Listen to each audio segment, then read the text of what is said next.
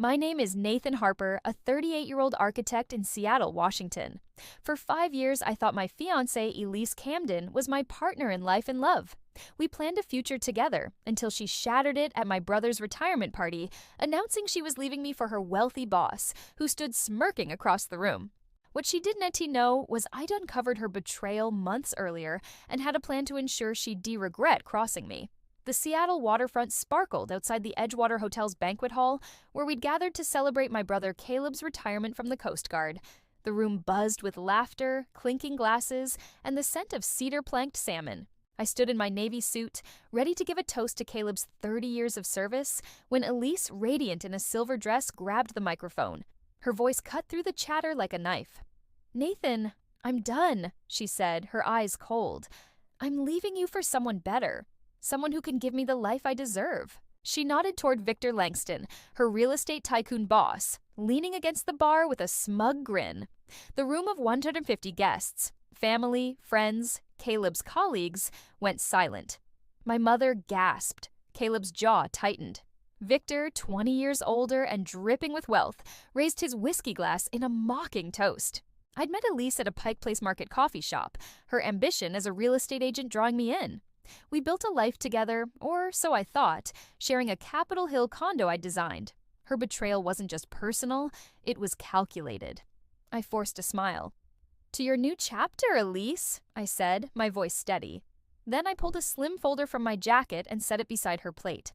"A parting gift," I said, locking eyes. Her confidence wavered. I turned to Caleb, hugged him, and addressed the stunned crowd. "Let's keep celebrating my brother's incredible career." I walked out, the Puget Sound breeze hitting me as I stepped onto the pier.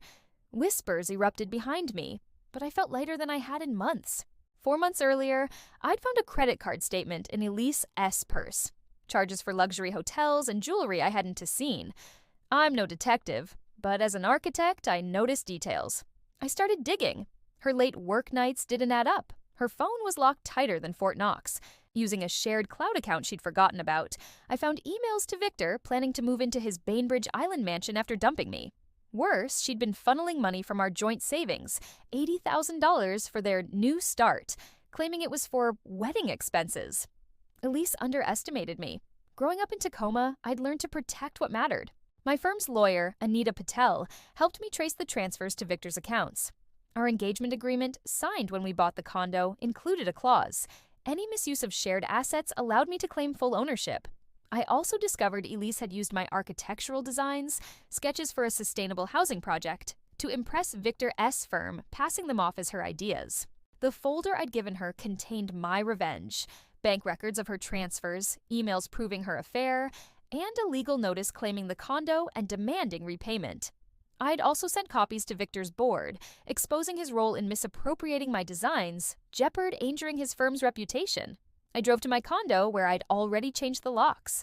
Anita texted, "Victor's board is reviewing the design theft. Elise's accounts are frozen."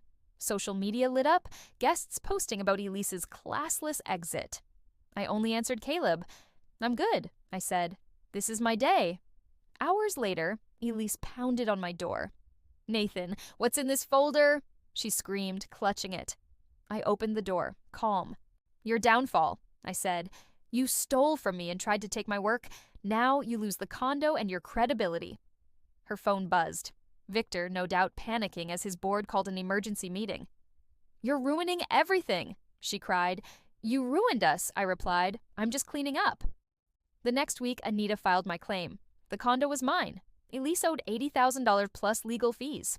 Victor S. firm dropped her as their star agent. After my designs were flagged as stolen, she moved into a cheap Belltown rental. Her dreams of Bainbridge with Victor gone. Caleb's party became Seattle gossip. My dignity intact, Elise's reputation in tatters. At Caleb's new waterfront cabin a month later, he toasted me. To Nathan, who rebuilt stronger. I raised my beer, my condo secure, my designs protected, and my heart ready for a future Elise could never touch.